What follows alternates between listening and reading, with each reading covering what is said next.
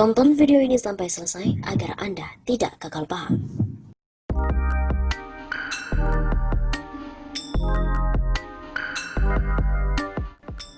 Profesor ungkap godaan iblis saat menyidangkan sengketa Pilpres. Ketua Mahkamah Konstitusi pertama tahun 2003 sampai 2008, Profesor Jimli Asyidiki blak-blakan soal godaan iblis ketika ia menyidangkan sengketa hasil Pilpres tahun 2004. Saat itu merupakan pertama kalinya MK yang berdiri pada tahun 2003 mengadili sengketa pemilu. Tokoh asal Palembang, Sumatera Selatan ini mengaku sejak awal sudah mencium bakal ada yang menggugat. Oh ya, itu pertama kali pemilu dan Pilpres 2004, tapi belum ada perkara. Tetapi sudah saya cium akan ada perkara. Ucap Prof. Jimli dalam program Ngompol atau Ngomongin Politik yang tayang di channel YouTube CPNN pada hari Jumat 7 Agustus. Mantan Ketua Dewan Kehormatan Penyelenggara Pemilu atau DKPP ini juga mengakui banyak godaan yang diterimanya saat akan dan ketika mengadili sengketa Pilpres masa itu. Oh banyak, paling enggak digoda lewat SMS. Banyak itu kan kayak anggap iblis saja. Iblis itu kan ada di mana-mana. Begitu kata anak bungsu dari 8 bersaudara ini. Jadi kita itu hidup harus realistis. Kita hidup dengan dinamika, ada malaikat, ada iblis di sekitar kita. Ada, cuma tergantung bagaimana respon kita. Tegas Guru Besar Hukum Tata Negara Universitas Indonesia ini. Profesor Jimli pun juga mengaku sejak berdiri pada tahun 2003 hingga saat ini, MK telah mengalami perubahan-perubahan sesuai tantangan yang ada di setiap periode. Namun dia tidak mau menilai dari sisi baik dan buruk. Masing-masing zaman ada tantangannya. Ini kan orang-orang hebat semua. Tentu satu hal yang penting, budaya kerja, ide-ide yang sudah tumbuh sebelumnya kalau bisa itu jangan hilang. Harap mantan anggota One Team Press era Presiden Susilo Bambang Yudhoyono ini.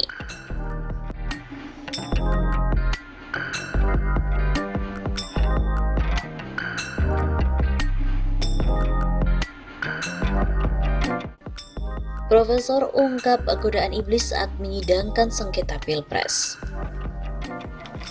Ketua Mahkamah Konstitusi pertama tahun 2003 sampai 2008, Profesor Jimli Asyidiki blak-blakan soal godaan iblis ketika ia menyidangkan sengketa hasil Pilpres tahun 2004. Saat itu merupakan pertama kalinya MK yang berdiri pada tahun 2003 mengadili sengketa pemilu.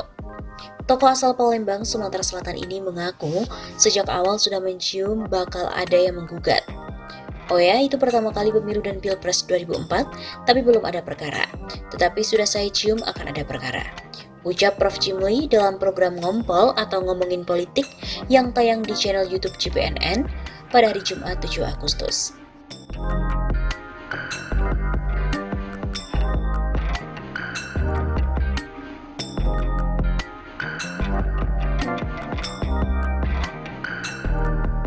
Menang itu tidak berarti mulia, dan kalah pun tidak berarti hina. Tapi yang curang pasti akan celaka. Ya. Baik. Coba kita Dari Mahkamah Konstitusi menuju Mahkamah Rakyat. Ingat, yang mengadili perkara Pilpres bukan hanya 9 hakim MK, tetapi juga jutaan rakyat yang ikut menyaksikan persidangan di MK. Putusan 9 hakim MK memang telah mengokohkan kemenangan rezim curang. Namun bagaimana dengan vonis jutaan rakyat yang turut mengadili sengketa Pilpres melalui layar kaca? Ingat bahwa vonis MK hanya keluar dari proses mengadili di meja persidangan. Tetapi vonis jutaan rakyat, mereka adalah pelaku di lapangan. Mereka merasakan langsung apa yang diambil dari mereka. Tontonan sidang di MK semakin memperkokoh perasaan rakyat yang merasa dicurangi oleh rezim. Jadi jangan heran jika vonis jutaan rakyat berbeda jauh dengan vonis 9 hakim MK. Secara formal, rezim curang telah menang berdasarkan keputusan 9 hakim MK. Secara material, vonis rakyat tidak mungkin keliru. Mereka merasakan langsung apa yang ditimpakan rezim kepada mereka. Hasil gambar untuk Mahkamah Konstitusi. Secara natural, mereka tidak akan ridho menerima putusan MK. Meski secara hukum, putusan itu tidak bisa diajukan banding ataupun kasasi. Dengan demikian akan ada logika rakyat dengan logika kekuasaan yang akan berjalan secara saling membelakangi. Tim hukum BPN Prabowo telah secara apik menampakkan bagaimana kecurangan-kecurangan itu terjadi. Forum MK telah membuka mata rakyat, bukan saja pada kecurangan yang dirasakan sendiri, tetapi tergambar jelas praktik kecurangan secara keseluruhan. Tepatlah jika kecurangan itu diberi label terstruktur, sistematis, masif, dan brutal. Jelas, rezim pasti mampu memenangkan pertarungan di MK, sebagaimana telah lama diprediksi. Namun rezim tidak akan pernah mampu memenangi sengketa di Mahkamah Rakyat. Rakyat mengadili dengan rasa, nurani, kejujuran, dan kesederhanaan. Rakyat tak perlu banyak pasal dan rujukan teori hukum. Mereka dapat langsung memvonis rezim berdasarkan apa yang mereka rasakan.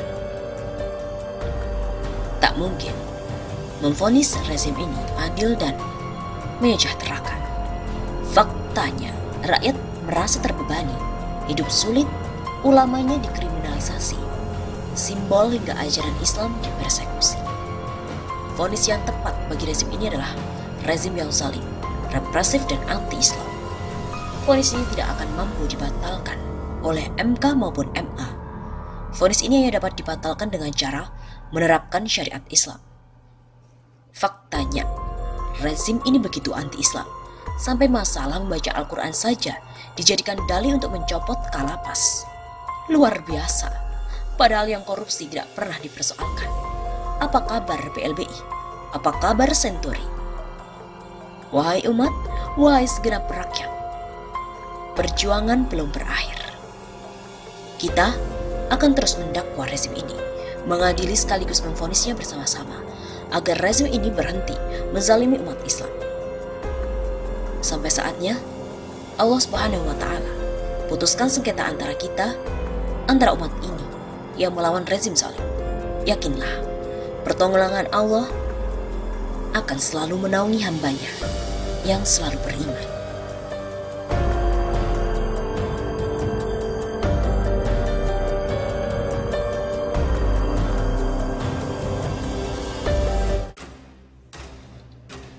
Akan muncul gelombang perlawanan cerdas.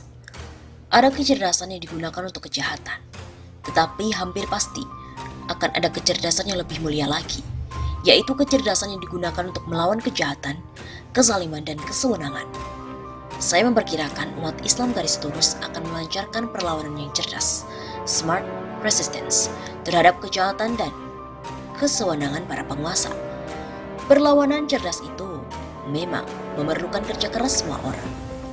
Perlu komitmen yang tak kenal lelah, perlu endurance, keuletan, dan kegigihan, sehingga perlawanan itu akan menjadi gelombang besar. Insya Allah, di media sosial sudah langsung muncul untuk perlawanan cerdas itu. Kemarin setidaknya ada 2 tulisan menarik yang melambangkan smart resistance itu. Yang satu ditulis oleh Bung Azwar Siregar, dan yang satu lagi tidak ditemukan identitas penulisnya. Mereka ini mengusulkan agar Pak Prabowo dan Bang Sandiaga Uno segera membentuk bank yang bisa menampung dana umat Islam. Usulan ini sangat praktis dan aplikatif, bisa dikerjakan, bisa dikembangkan secara luas dan cepat. Apalagi menurut mereka Bang Sandi memiliki latar belakang bisnis yang sangat solid. Bung Azwar bahkan ikut mengusulkan nama bank umat itu, yaitu Bank Pembangunan Nasional. Yang satu lagi mengusulkan nama Bank Persaudaraan Negara atau Bank Persaudaraan Nasional, BPN juga. Mereka mengusulkan nama BPN sebagai bentuk pengabdian perjuangan Prabowo Sandi bersama umat dalam upaya untuk menegakkan keadilan dan kemakmuran. Nama ini juga sangat cocok dan terus menghidupkan ingatan kaum muslimin tentang perampokan kemenangan demokratis umat. Reaksi netizen sepertinya pun bermacam-macam.